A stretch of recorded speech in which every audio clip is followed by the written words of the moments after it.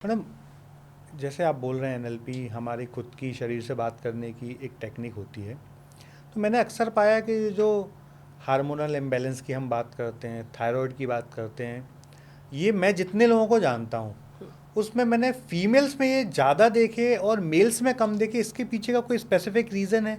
क्या वो अपनी बॉडी से उतनी अच्छी बात नहीं कर पाते या कोई इमोशनल ब्लॉकेज होता, क्या होता है जिसके कारण ये फीमेल्स में ज़्यादा पाया जाता है? Yes sir.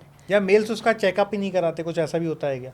नहीं, ऐसा नहीं है सर, क्योंकि ये एक ऐसी चीज़ है बॉडी में कि चेकअप ना भी कराएं तो बॉडी आपको बता देगी कि आपको चैलेंज तो इम्बैलेंस है, है। हाँ। ठीक है।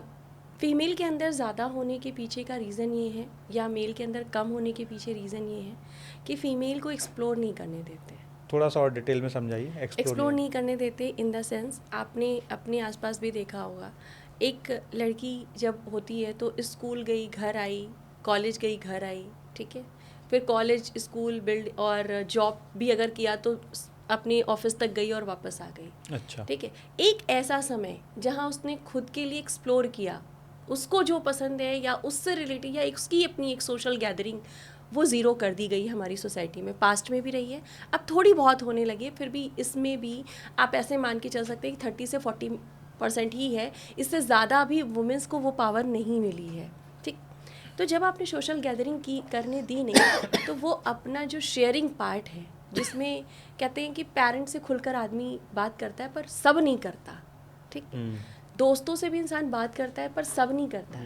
लेकिन जब इंसान एक अनजान व्यक्ति से मिलता है और एक अच्छी बॉन्डिंग होती है तो अक्सर वहाँ पे सब कुछ शेयर हो जाता है, क्योंकि दोनों को पता होता है कि हम दोनों को आपस में वापस दोबारा नहीं भी मिलना है और मिलना भी है तो इससे कोई फ़र्क नहीं पड़ता।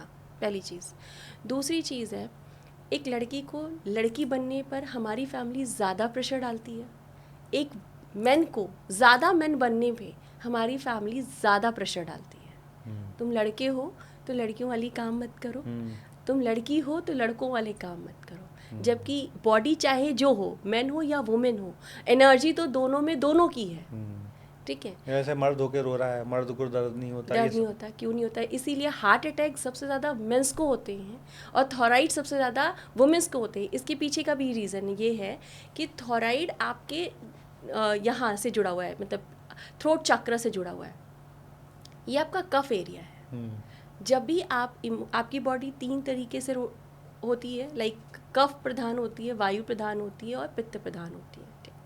अब ये प्रधान का मतलब ये नहीं कि विशेष है, इसकी ताकत है, इसका मतलब है कि ये पार्ट आपके शरीर के अंदर वीक है।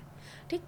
तो लड़कियों का क्या होता है, 90% लड़कियों के अंदर, क्यों, अगर लड़कियां छोड़ दीजिए, अगर फेमिनाइन एनर्जी है, उसको कोई भी चीज़ हिट कर रही है या दबाई जा रही है तो वो या तो कोने में रोती हैं, या तो उस इमोशंस को दबाती हैं, या फिर उसको मतलब कहीं ना कहीं उसको एक्सप्रेस नहीं कर पाती या उसको बाहर नहीं निकालती, तो वो सारा इमोशंस क्या होता है, यहाँ जमा होता है।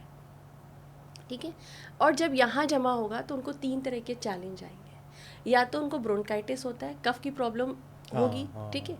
दूसरा थॉराइड, क्योंकि वो भी यहीं से रिलेटेड है। और तीसरा जो चैलेंज आता है, जो कि आज आ रहा है, साइडल कॉर्ड में कैंसर होने के जो चांसेस बढ़ रहे हैं वो इसी वजह से बढ़ते हैं, क्योंकि इमोशंस यहाँ स्टोर हो रहा है। ठीक। अब मेंस को सबसे ज़्यादा हार्ट अटैक क्यों आता है? फीमेल एनर्जी लेफ्ट साइड हमारी बॉडी में मानी जाती है और मेल एनर्जी हमारे राइट साइड मानी जाती है। लेफ्ट साइड मानने की वजह से ये माना जाता है कि ये हमारा जो गीला तत्व है या जल तत्व है, ये हमारे इस एरिया में होता है, क्योंकि हमारा सारा फूड, पानी, सब कुछ इस जगह से जा रहा है। ठीक। अब यहाँ से जा रहा है, यहाँ स्टोर हो रहा है, तो जब भी जहाँ ज़्यादा नमी होगी वहाँ फंगल होगा, यानी कफ बनता है। मेंस की एनर्जी, जो मेल एनर्जी होती है, वो दिस साइड होती है, और इसकी ऊर्जा आपकी या तो पेट में होती है या तो चेस्ट में होती है। आप कहते हैं ना सीना चौड़ा मेंस में माना जाता है, तो उसके पीछे का एक रीज़न है, क्योंकि उनके जितने भी इमोशंस हैं या जो भी चीज़ें ना वो यहाँ स्टोर होते हैं। वो क्या करते हैं, अपने आप को एक्सप्रेस नहीं करते, वो कभी अपना इमोशन, प्यार, आप देखिए 90% वुमेंस की यही शिकायत होती है, प्यार तो करते हैं पर एक्सप्रेस नहीं करते हैं, दिखाना नहीं आता, दिखाते नहीं हैं। उनको चाहिए दिखाना और वो दिखा नहीं पाते, क्योंकि उस दिखाने को पहले ही रोक दिया गया है।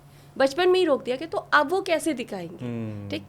और दूसरी चीज़, उनको वो कभी भी मतलब उनको नरम दिल होना बचपन से ही नहीं सिखाया जाता, बचपन से स्ट्रांग बनने की बात करते हैं कि स्ट्रांग बन ऐसा। हाँ, तो वो बाहर से तो स्ट्रांग बन जाते हैं पर यहाँ से इमोशनली स्ट्रांग नहीं हो पाते। हाँ, यहाँ से वीक हो जाते हैं। इसीलिए मेंस के अंदर हार्ट अटैक के चांसेस ज़्यादा होते हैं और वुमेंस के अंदर थायराइड के चैलेंज ज़्यादा होते हैं। अब अगर इन दोनों में भी इमोशंस स्टोर नहीं हुए हैं, पेट में हो गए, तो चाहे वो मेन हो या वुमेन हो, उनको लीवर संबंधी प्रॉब्लम हो जाती है, उनको गॉल ब्लैडर संबंधी प्रॉब्लम हो जाती है, इंटेस्टाइन या फिर गैस्ट्रिक प्रॉब्लम हो जाती है, क्योंकि आपने इमोशंस को पेट में स्टोर किया है। बड़ी गहरी बात बताई आपने कि मैं भी ये सोच रहा हूँ, मैंने बहुत सारे केस जितने सुने हार्ट अटैक के, मैक्सिमम मेंस ही सुने, मैक्सिमम थायराइड के केस मैंने वुमेंस के ही सुने।